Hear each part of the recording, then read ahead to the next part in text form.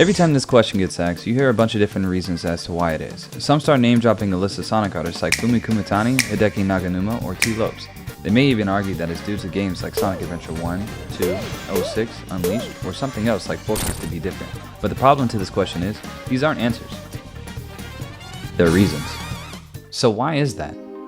Sonic himself doesn't have a main theme. This is what makes it difficult to finding his identity in most of his main games.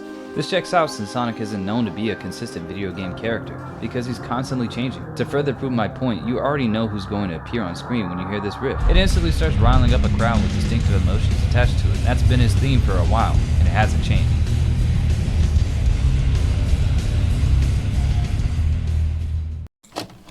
Just like any other video game, the main character has to have their own theme song, right?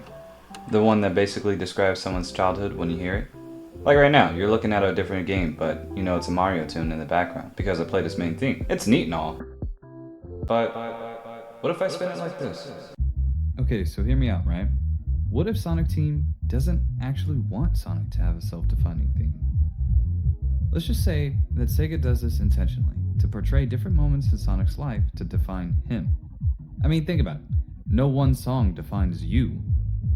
So why should it define him? Well, it's because he's just better.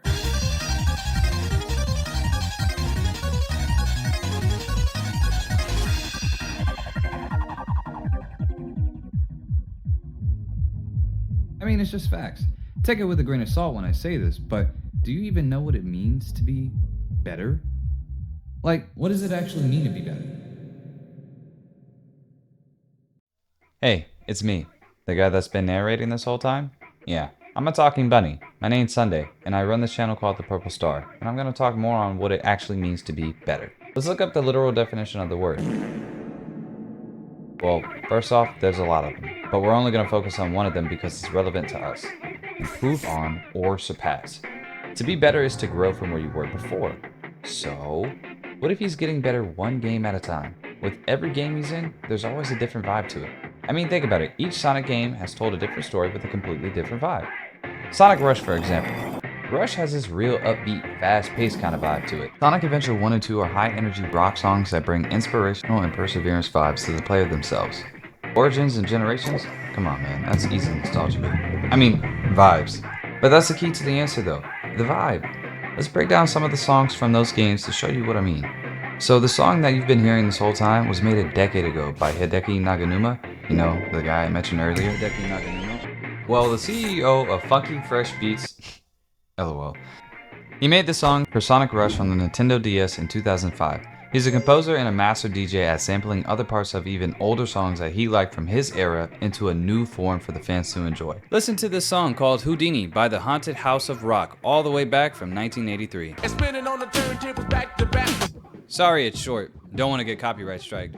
But anyway, Hideki took this part of the song, switched the wording around, and sped it up.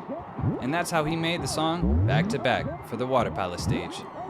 This is that fast-paced beat vibe I mentioned earlier, or you could say it's that Sonic Rush vibe. This next song made by the national percussion group of Kenya called Jengele Runyenje from 1984.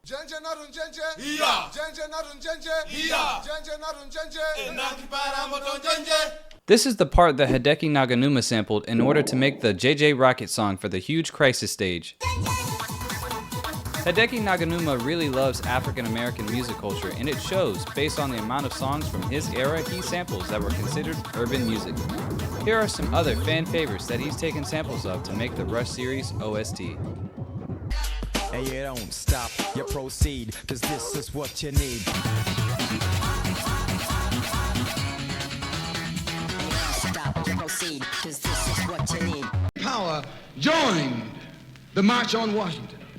It's just like when you got some coffee that's too black, which means it's too strong.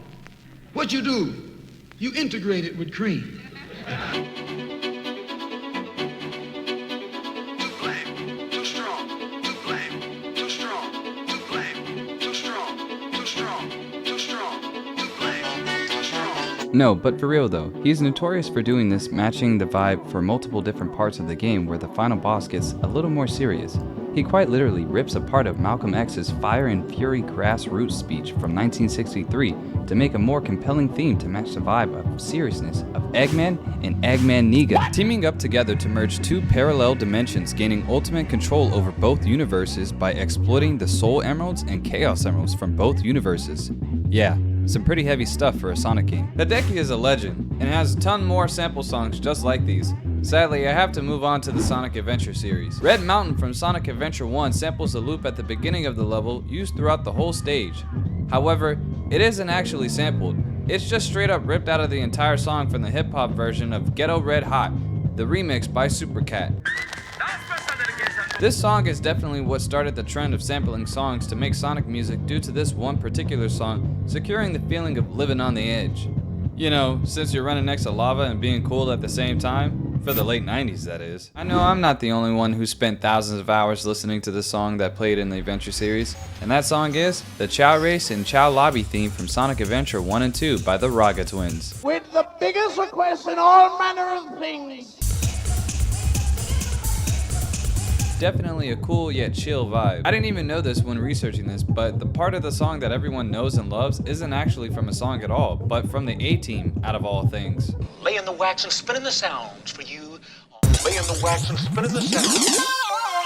You know, for the longest time, I had no idea what they were saying. But now after making this video, I finally gotten the chance to understand what they were saying. Now for the last Sonic series is the Nostalgia Bait. I mean, the game that they sold to us 2 times goes to Sonic Generations.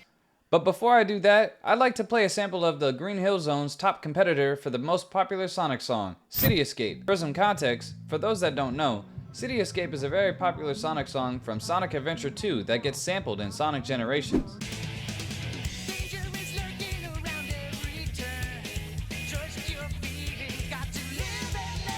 The classic Sonic remix of this song is a really nice touch that I didn't expect to get when Generations first came out.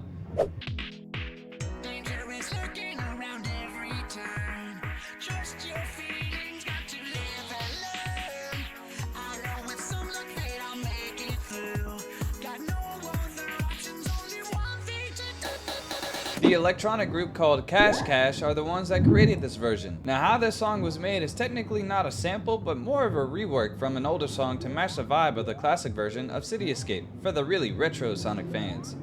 This rework comes from Sonic 3 and Knuckles.